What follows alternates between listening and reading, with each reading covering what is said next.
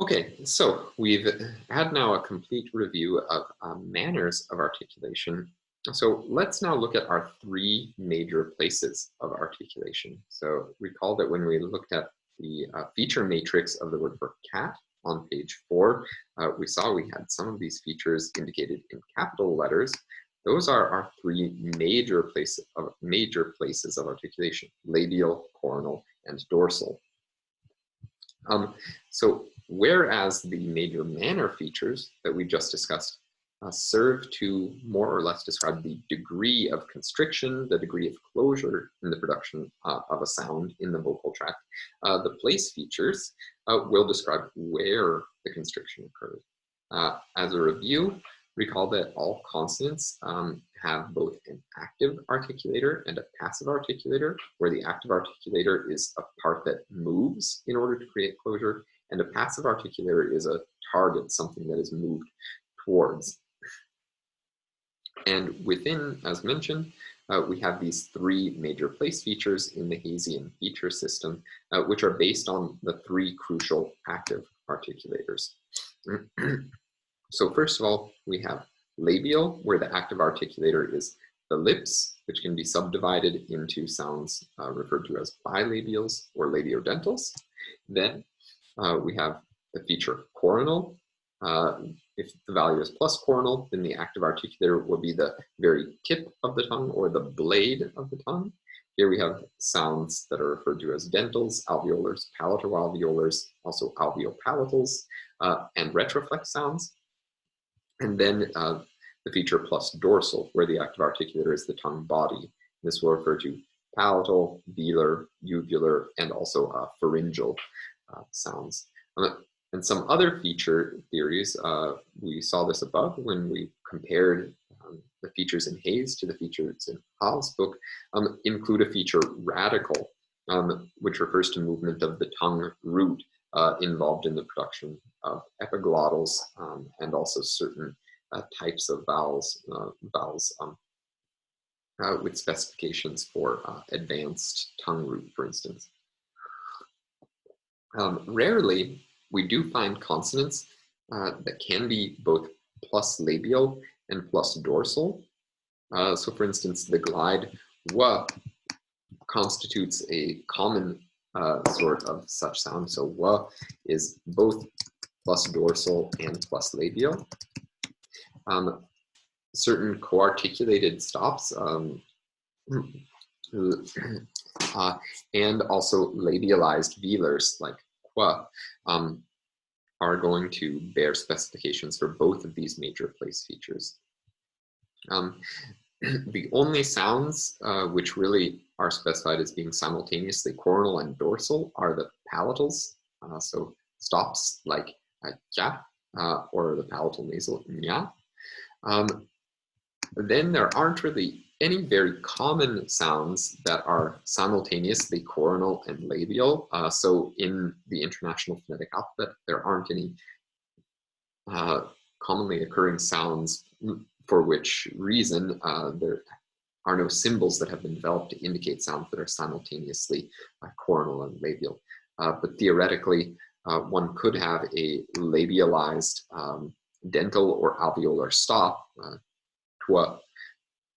which would constitute an instance of a sound that is simultaneously plus coronal and plus labial.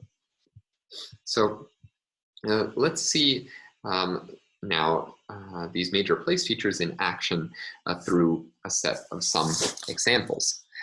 So in Arabic, there is a rule of there's a process of assimilation that depends upon the feature plus coronal. So the definite article all here has several different realizations. So all of the allomorphs, all of the different possible ways in which this word of the definite article can be pronounced are given here. So we have all, hot, al, ad, ash, as, and so on. I was misreading that symbol for a moment. It's simply a glottal stop. And the contexts in which these different realizations occur are given here. So in most contexts, so for instance, before labials and dorsals, a uvular stop or a pharyngeal stop, it's realized with an alveolar lateral, la. But before a lot of other sounds, we see a total assimilation to that sound. And we can describe this assimilation with the rule shown in 12, namely that this alveolar lateral becomes identical to a following sound. So this is what, this type of rule notation is not so common, and we'll generally try to avoid it in this course, but this is one way of writing an assimilation rule. So we have a sequence of two sounds. We'll label them as 1 and 2. Sound 1 is this lateral L. So for instance, let's say we have the underlying sequence L and ta. So ta is a non-syllabic plus coronal sound, and that characterizes all of these sounds in this language. And we find this complete assimilation to the sound, to the following sound, to sound 2. So in this case, underlying L plus T becomes TT, and L plus D becomes da. L plus sh becomes sh, and so on. So what it seems that this rule is doing is that it's just looking at the major place feature coronal in general. That's the only thing it really cares about. But if you were paying attention above, you'll notice that there was an array of a number of different sounds that we can specify as having this major place feature plus coronal. So in order to obtain all of the distinctions between these different sorts of coronals, we have to apply a couple of other features from Hayes' system, namely the features anterior and distributed. So anterior is a pretty good feature name, I think, because what that means is that the passive articulator is farther forward in the mouth, namely that the tongue is aiming for the alveolar ridge or the teeth. So as you can see in the chart 13, the sounds which are plus anterior are dental sounds and alveolar sounds, whereas the non-anterior sounds are coronals where the passive articulator, the target, is behind the alveolar ridge. So palato-alveolar sounds like the affricates ch and fricatives zh, or retroflex sounds like ta and ra. The feature distributed is not such a great name, it's a little confusing, but the distinction here is between whether one is using the tongue blade, so kind of a flat part of the tongue slightly behind the tip, or the very, very front of the tongue. So for instance, here we can now distinguish between the dentals and the alveolars, where the dentals will be articulated with the tongue blade behind the teeth. So it sounds like ta and the in the case of an interdental, whereas the alveolars are going to be articulated with the blade, with the very tip of the tongue on the alveolar ridge. And that same distinction is used to distinguish between palato-alveolars and retroflex sounds. So the retroflex sounds are going to use the tip of the tongue curved up onto the hard palate, whereas the palato-alveolars will use the blade of the tongue a bit behind the alveolar ridge. Finally, there is this somewhat unusual feature, strident, which comes into play among fricatives and affricates, which are coronal. Let's look over on the chart, and we can see, for instance, the fricatives s and z, which are classic examples of a alveolar fricative. These have the feature plus strident. So you'll notice that among the sounds that have the major place feature plus coronal, those are all of the dentals, alveolars, palato-alveolars, and retroflex sounds here. Those also have a specification for the feature strident. So the affricates s and z, the fricatives s and z, for instance. The affricates ch, j, sh, and j are all specified as plus sibilant. And if we contrast the labials, for instance, here, these labials have a 0 value. So strident can't be used to distinguish among any sorts of labials, for instance. And the velars are, the dorsals are going to have 0 values for strident too. So it's a feature that's really only relevant to plus coronal sounds. Okay, so what does this feature mean then? Strident effectively means that the airstream, after it passes through the constriction, so in articulating a fricative like s, the airstream strikes the back of the teeth, which creates further noise, further loudness, so to say.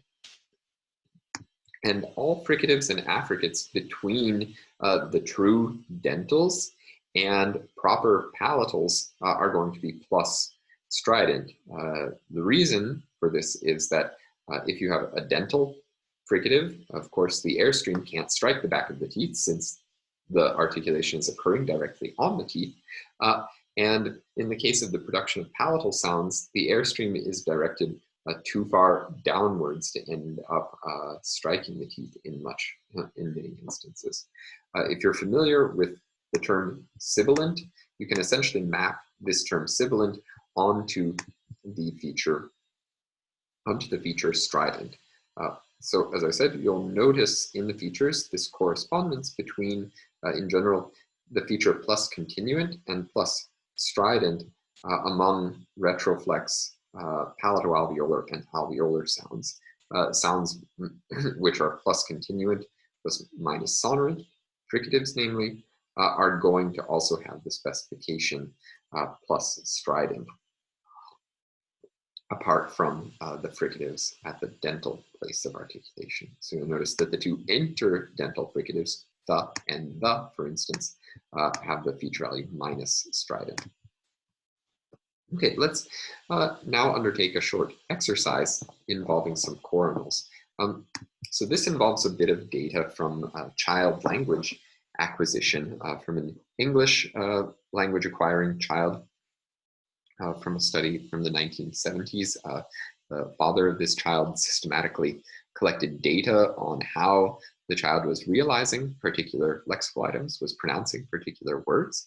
And we can see that the English words were not always pronounced as an adult word. So the words bus and brush in the pronunciation of this child, Amal, were pronounced identically. They were pronounced as but in both cases. And that would also be homophonous then with the conjunction but as well. A word like zoo became tu. The word church, since this was a British English-speaking child, church, became tut. What we can see systematically for this child was that any sounds which were any non-sonorant and were coronals systematically were merged with one another.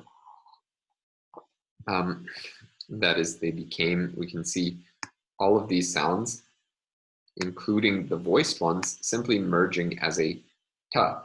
So in terms of the pronunciation of this child, all of the sounds ended up, all of those coronals ended up falling together with one another as a voiceless alveolar stop. So we have to specify that the continuants like sa and sh became non-continuant.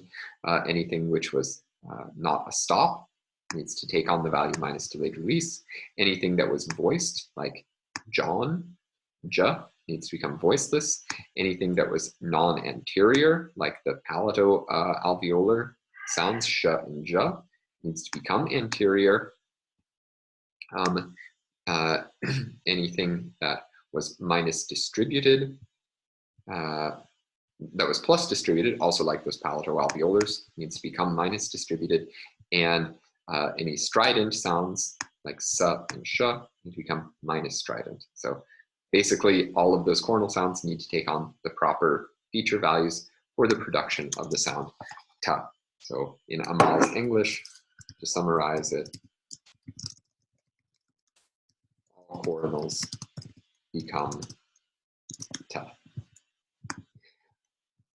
Okay, let's now move on to labial place, which will go much more quickly. This is rather less complicated. So things are fairly simple when it comes to labials. There are just bilabials and labiodentals. You can see this division in the feature chart. And here, we just need to take note of the feature round, which is relevant for the production of certain vowels and glides like wa, vowels like o and u. We'll discuss this more when we come to vowels below. And the feature labiodental, here's this place feature, will be used to distinguish the bilabials from the labiodentals.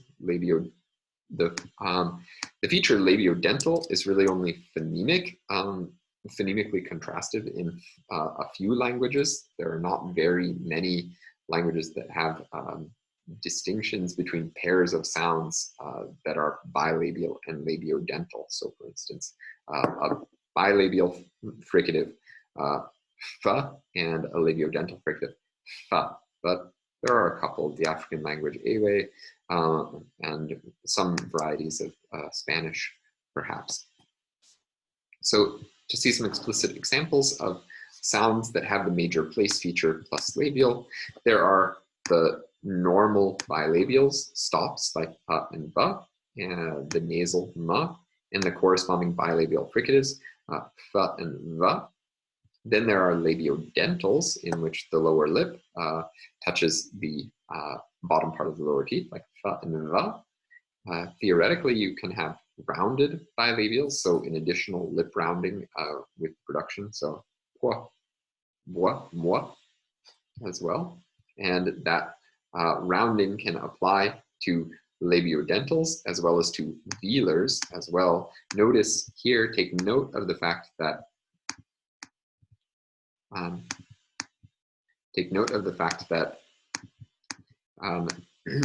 the glide wa constitutes a labialized velar itself. This is important to remember, that this glide is not merely labial but also velar. Then, as I mentioned above, there are possibilities of co-articulated velar labial stops, pa, ba, and it could be possible to have coronals as well, which we just discussed, that could be labialized as well. So now our last, let's come to our last major place of articulation, the dorsals. Let's begin here now by considering one simple fact, namely that all vowels are considered to be plus dorsal. So why is this the case? The reason is that vowels are shaped by the position of the tongue body, and the feature dorsal precisely refers to the position of the tongue body. So since the position of the tongue body is distinguished with features like high and low, saying where the tongue is set in the mouth, higher or lower, for instance, it makes sense that consonants that use the tongue body as the active articulator are also regulated by features in this way. The palatal consonants, like the stops kya and ya, the fricative xia and the glide ya, are going to constitute something of a special case because they are both coronal and dorsal. So in terms of distinguishing sounds that are dorsal, then we end up using some of the same features that we use for vowels, namely features like high, low, front, and back. So you'll notice when you come to the set of sounds in the chart that are labeled as plus dorsal, from fronted velars all the way through pharyngals, and finally at the end of the chart, the palatals, which are plus dorsal as well. that they have specifications for the features high, low, front, and back, whereas sounds that are purely coronal or purely labial have no specification for the features high, low, front, and back, because the tongue body is not an active articulator in the production of those sounds. And we can see that distinguishing these sounds, moving from sounds that are produced farther forward in the mouth to sounds that are produced farther back and lower in the mouth, follows the settings for these vowels. So for instance, the palatals are front, the palatals and the fronted velars are both front and high, and non-back, minus back, and minus low, whereas the pharyngeals are both plus back and plus low. And here there's a pretty much direct correspondence between certain vowels and certain sounds. So there are low back vowels like ah that correspond to pharyngeals, and there are high front vowels like I and U that correspond to fronted velars and the additional palatals. So as we can see here, the palatals and the fronted velars, they have these same settings in terms of the features front, back, high, and low.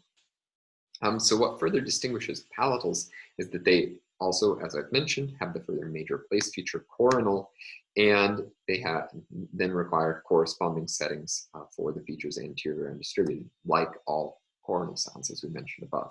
So palatal segments effectively use both the front of the tongue and the tongue blade to actively move and form a closure on the front part of the hard palate.